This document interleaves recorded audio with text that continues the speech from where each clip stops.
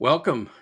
I'm Steve Lentini and the host for the podcast Different Thinking for Different Times. This podcast is now 6 years, and this is episode 26. And what I've been talking about is ideas that challenge this acorn brain, this small-minded thinker that we have in our head, that little voice that everyone has. And we chuckle about it sometimes for those that observe that it's not always telling the truth, right? I wrote the book recently, Your Brain is Brilliant, but It's Not Always Your Friend. And in the next few podcasts, and you'll notice in the last podcast, I'm challenging ideas that people have in religion, not faith, in religion. And in the religions that are all based in the Abrahamic, for example, they're killing each other all over the world, including different sects within the same faith, but they're rooted in the same prophets. And so they have the same tree and they're all cutting off their own branch. That's as if a tree could take a chainsaw and cut off certain portion of itself. And it's a great example. I mean, there's politics too, but this is particular a great example of small-minded thinking.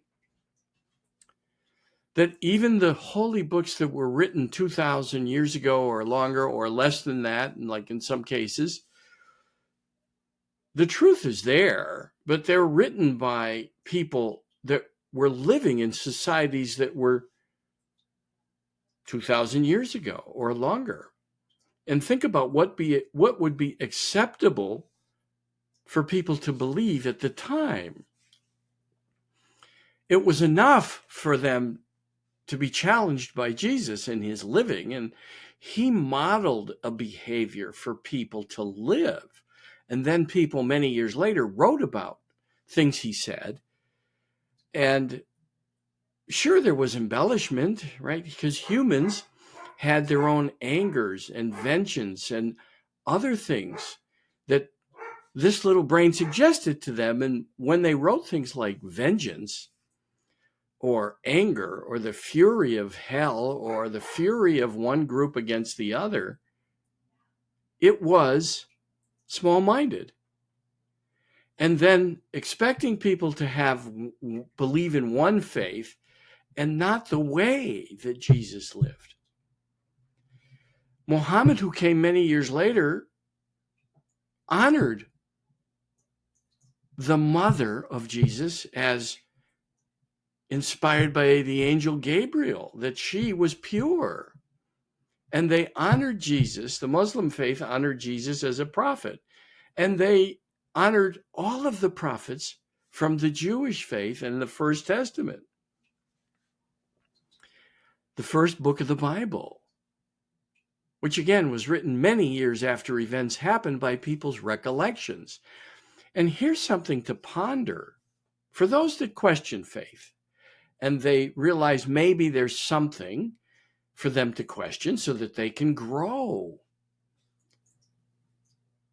Did human society advance with all these technological wonders of today and what the future is going to hold in the next 10, 20, 30, 40, 50 years, let alone hundreds of years? Did we advance and God did not? Just think of the egoic hubris of that thought, that we've advanced, but God didn't. And we haven't really advanced. We enjoy technology advancements, and still we're rooted.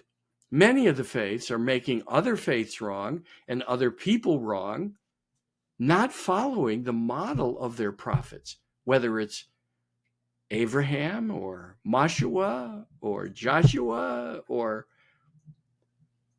Jesus or Muhammad. It doesn't matter. Or in the Vedic traditions, all the different idols and gods that they had. You mean God didn't advance? But we did. And so what I'm encouraging people to do is move their beliefs up a few thousand years and live by the way the prophets spoke of. Christ is purported to have said that everything works together for good, that for those who believeth in the Father. Muhammad said, what reaches you was never meant to miss you, and what misses you was never meant to reach you. Very similar. It's like he took what Christ said, or have purported to have said, because it was written about, and I'm sure Muhammad had access to those early scriptures. He took everything works together for good and came up with a version for his own. In other words, that everything that reaches us was never meant to miss us. And that includes things that don't happen according to our plan, or things that happen outside of our control, like the way people get angry and kill each other. I mean, we have people in certain countries in Africa that are killing hundreds of thousands of Christians, and they're all rooted in the same beliefs. And that's not what jihad was about, according to Muhammad. The Muslim jihad is about managing oneself, fighting one's nafs or one's ego, so that they make it to heaven. They make it to be one with God. And then there's my own experience, 1 second in intensive care, and the next second, by the way, with 2 friends at the end of my bed, the next second, one with everything and nothing. Immense mercy and great grace and love and light. And then my life review, and the only thing mentioned was the lives I had touched, all the good I had done, people I bought sandwiches for, helped all throughout life up until that point, and I was 50. And then even people I smiled at. And of course, I felt the presence of family and friends, and all the help I had given them flashed before me. That's what we're here to do. That's what Christ did. That's what Muhammad urged people to do with his life, to do good. And then, of course, there are the people that were fighting their own ego. Perhaps they were angry at a neighbor and they were writing the holy books and included things that came from their own personal experience, right? Not knowing what to do with the feelings they had for someone who had wronged them, right? We think we've been hurt. That's a choice. You could just acknowledge what someone says. Hey, that doesn't feel very comfortable, and let's talk about it. It hurts my feelings. But those are a choice. You could just decide not to be hurt by anything. You could be independent of the good and bad opinion of others and live your life doing good and see how that feels. Tell me now how you feel when you do good. Why? Tunnels to Towers, Stephen Siller likes to say, let's do good. I agree with that. Let's do good. Let's follow the model of the many prophets that have spoken about how to live. And question when we see things that sound small-minded. Because if it sounds small-minded, it didn't come from the creator of a universe that we haven't yet come close to figuring out. I mean, physicists might think that we've come close. We're certainly closer than the Aztecs and the Incas that used to sacrifice princesses and babies to satisfy the gods. But we're still that far off even today. We think, and we do know more, but God hasn't advanced. Why do you think we have super colliders and scientists that are discovering new things and doctors that are discovering cures? You mean they're not from God? If what reaches us was never meant to miss us, then being in a technological age was never meant to miss us. And you see, in my experience, there was only the now. That's where God is, in the now, never absent. And that if something bothers you or someone bothers you, it's actually a teacher. It's there to reveal that you probably have whatever you would accuse another of. Like intolerance of your faith bothers you. Anybody who is intolerant of your faith, are you intolerant of others who disagree with you, especially if they disagree with your faith? Think about all the small-minded thoughts you have in a day, but Christ said, judge not. That's not our job. Muhammad said similar things. How did they know? They had a knowing that came from God. Judgment is God's. And then I can't say I was sin-free, but I didn't experience judgment. What I experienced was a review of all the good I had done, all the lives I had touched, and I made that my mission. November 18th, 2002. So shortly, on November 18th this year, it'll be 23 years of doing good. And I don't measure it by income. I help people who reach out to me. I coach people who reach out to me. I make sure to donate to causes that are doing good.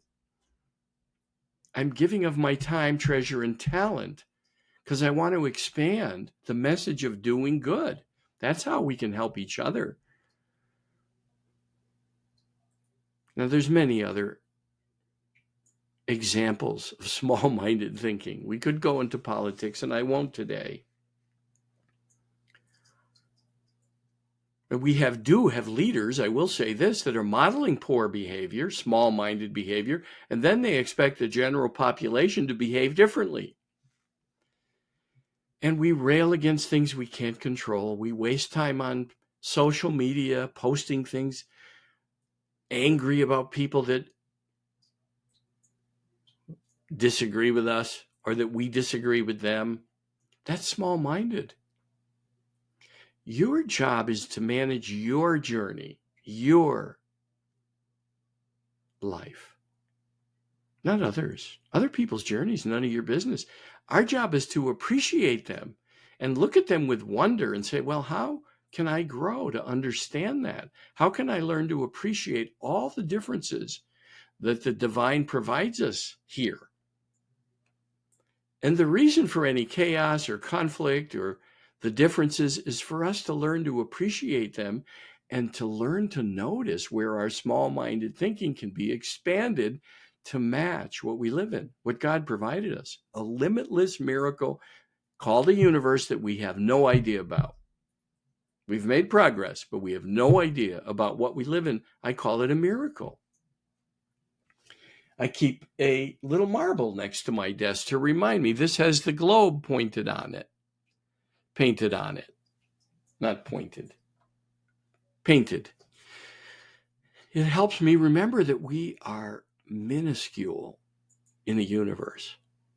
And in fact, if you go up 5,000 or 10,000 feet, you can't even see humans. We're like ants from maybe a few thousand feet, scurrying around, trying to find our daily bread, not having faith that we're here to take care of one another, to do good.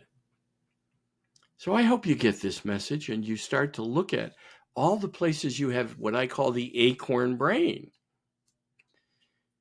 It represents the amygdala. Now, it looks more like a walnut, but people can more readily picture an acorn turning into an oak. They can picture an oak tree. And remember, this acorn, to become an oak tree, has to be smashed open, broken open, crushed into the ground and covered up with dirt and spend time in darkness. And then if it gets watered and taken care of enough, it then has to survive many stages to become an oak tree. And that's like our ego. Our egos have to be smashed and broken open. But it doesn't begin until you can notice who and what triggers you and start to apply it to grow. That maybe those people are here to divert you, put you on a new path, help you question small-minded thinking. That's what I'm here to do, because there was no small-minded thinking in what's next. I call death what's next, because I went from intensive care 1 second with 2 friends at the end of my bed. The next second, one with everything and nothing, one with God, one with the infinite. For me, I call it God. And to recognize every moment of your life as a blessing. And take time during every day to express what you're grateful for and all the blessings you have. And if you feel like life is pressing down on you very hard right now, that's where the greatest gifts are. The greatest gift came when I felt pressed upon most by life, and they continue to come in those moments, because I'm still pressed upon by life from time to time, and I say, okay, God, show me what the gift is in this, because everything is a gift. Life is happening for us, not to us. Those are small-minded people that think life is happening to them. It's victim thinking. As Ernest Holmes said, we are one with, that God is all in all, and we are one with the all in all, that God is in all of us. So you're making God wrong when you're making your neighbor wrong or your family. And I've written about it. I have many books. You can go on stevelentineyauthor.com, stevelentineyauthor.com, and you can see examples of many of my books. Here, I'll show you how to spell my name. On one of my books, here's a recent book, Your Brain is Brilliant. You can email me, steve@stevelentini.com, or you can go to stevelentineyauthor.com, and you'll see all my books. One of my books is Sage Advice I wrote a few years ago, which has quotes from many sages, including Muhammad and Jesus. They give us guideposts. And I selected 62 sages, some living, most dead, long dead, that talk about ways to live, and they were not small-minded. And I suspect many of them had a glimpse at what's next. Maybe they had a near-death experience and couldn't talk about it back then.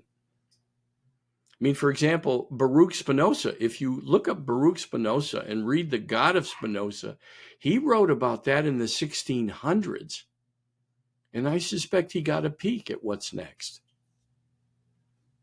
He saw how small-minded people were.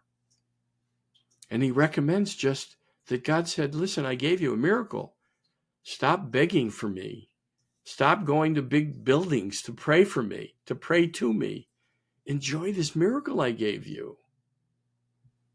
And do good. Think about that. How do you feel when you do good?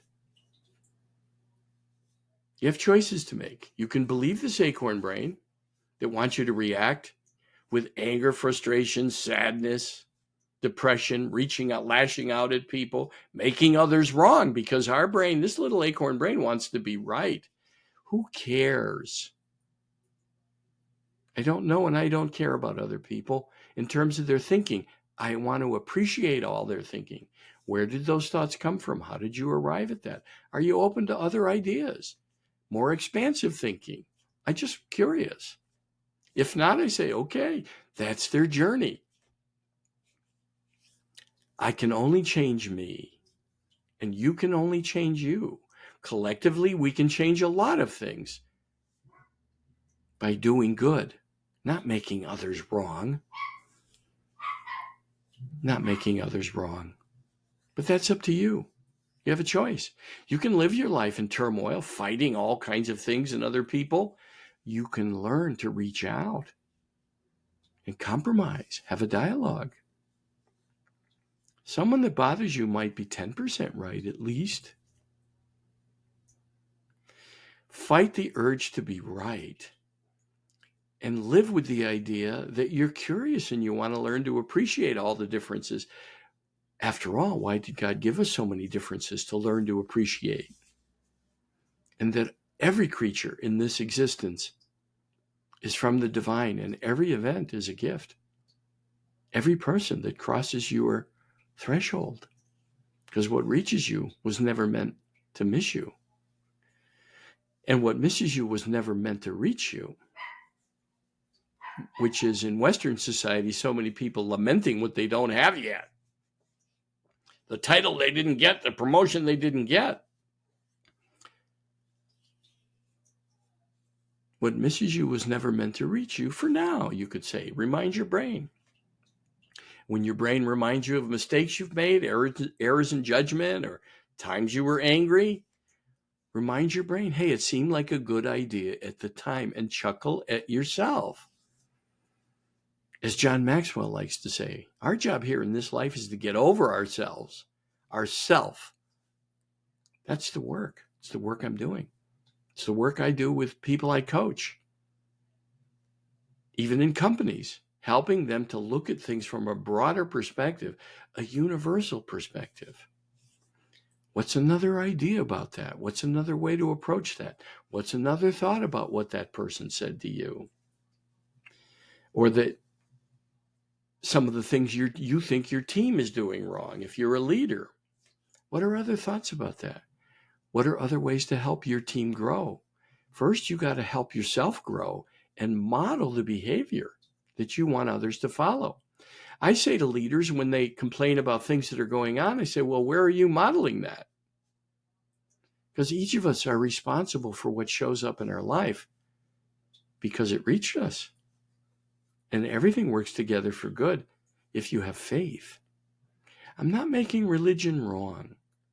I'm making close-minded thoughts about religion, making others wrong, is not what I saw on the other side. That God had room for everyone. I'm not sure if we come back maybe until we get it right. That's a thought I have, that maybe we keep coming back to earth until we get it right. And there's even a theory that for those that have done some of the most heinous things, that they agreed to take that role on so that we could learn from it and never do it again, so that we can see clearly what the consequences are of very, very negative behavior. Not just despots, but even people in our lives that do things to us. We think they're doing it to us. It could be for us to learn something. Maybe it's forgiveness. I don't know. Because I don't know what it is for you. Because my job is me. Your life is none of my business. My journey is none of your business. But I hope you make this something you ponder. We're one of the award-winning podcasts. In the million podcasts, we're awarded as a top podcast for critical thinking. That's what I'm doing. If you want to support my work, again, reach out to me, Steve Lentini. If you'd like me to coach you or come speak about one of these topics. If you check out my books, I speak on all of them. I'm glad to come and talk about expanding our thinking from small-minded into infinite thinking and how that impacts, whether a leader or an individual or a parent, how that impacts all those around you, because you're the only one changing. All right. Any questions? Again, you can email me, steve@stevelentini.com. If you want to be a guest on the podcast and challenge my thinking, that's fine. Remember, I might just ask you, does that sound like small-minded thinking? Enjoy this miracle and enjoy all the chaos and conflict in it, because it's here to help us grow, and it's part of the divine. Maybe you can start advancing from small-minded thinking and start to believe that God has finally advanced, like our technology. He's not stuck in the 2,000 years ago. He wants us to think differently, or else I wouldn't have gotten the message and the experience I got. I wouldn't have come back. I'm here to talk about it. Thank you.